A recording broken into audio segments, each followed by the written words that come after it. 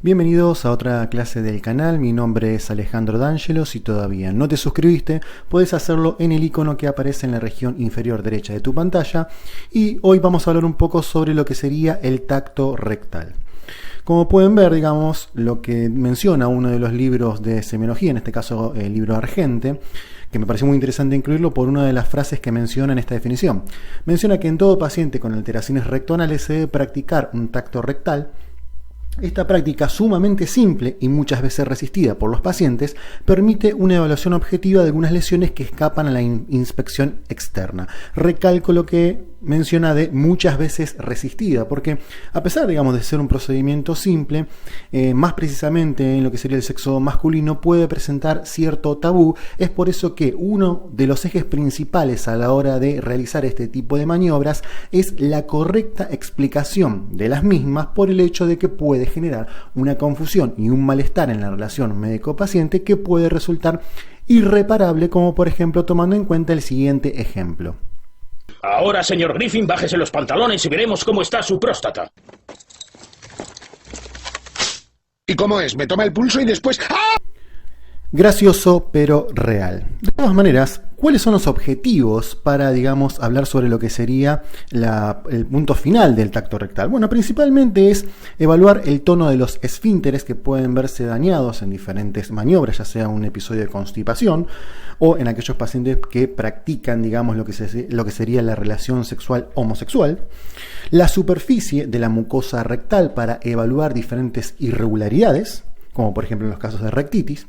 La presencia de cuerpos extraños, muchas veces es posible encontrar diferentes elementos, ya sea, digamos, por consumo de esos cuerpos extraños o, digamos, por la introducción de diferentes cuerpos extraños.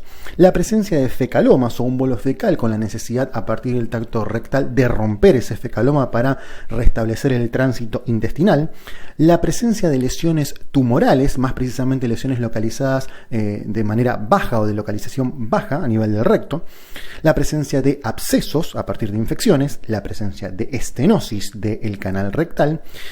Y principalmente, luego de esa evaluación, lo que tenemos que realizar es un procedimiento a partir de la utilización de guantes de látex, teniendo cuidado de que el paciente no sea alérgico a este tipo de tejidos, la colocación de un barbijo para protegernos de las partículas, la utilización de un lubricante, en este caso vaselina, que puede ser sólida o líquida, y elementos complementarios que se van a basar principalmente en el objetivo por el cual nosotros realizamos, digamos, el tacto rectal. Es decir, si queremos romper un fecaloma y restablecer el tránsito intestinal, muchas veces se produce una evacuación profusa, lo cual necesita, digamos, del acompañamiento de una chata para, digamos, tratar de contener la materia fecal, ¿sí?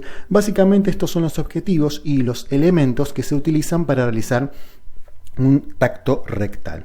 Ahora voy a mostrar un video con el procedimiento que se realiza y cómo se realiza y de qué manera. Previo a ese procedimiento, lo que tenemos que realizar es una inspección de la zona para tratar de descartar diferentes elementos como infecciones o como, digamos, lesiones que pudieran poner, digamos, en riesgo a partir de una infección mediante la práctica, digamos, de este tipo de procedimientos. Colocamos entonces al paciente en el decúbito lateral izquierdo o derecho, de preferencia el izquierdo, y se coloca el dedo índice en la región anal y se va introduciendo gentilmente sin dañar lo que sería el esfínter para poder, digamos, con la vaselina, poder discernir entre toda la estructura rectal para poder determinar diferentes lesiones. Puede realizarse en decúbito o puede realizarse con el paciente boca arriba, ¿sí? O en decúbito dorsal, y de esa manera tener, digamos, también un cierto parámetro a la hora de localizar lo que sería la región prostática. El objetivo principal entonces va a ser finalmente poder palpar la próstata, que habitualmente debe ser de superficie lisa y no tener ninguna irregularidad en la región, digamos, vésico-rectal, en lo que sería la zona en el hombre.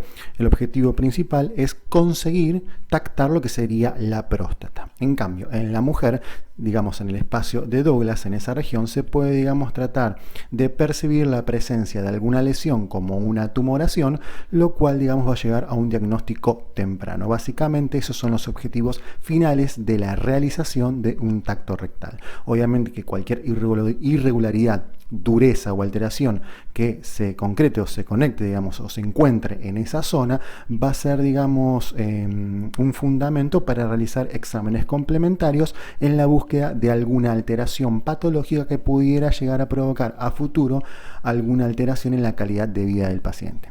Espero que les haya gustado el video. Cualquier duda o pregunta pueden dejarla en los comentarios.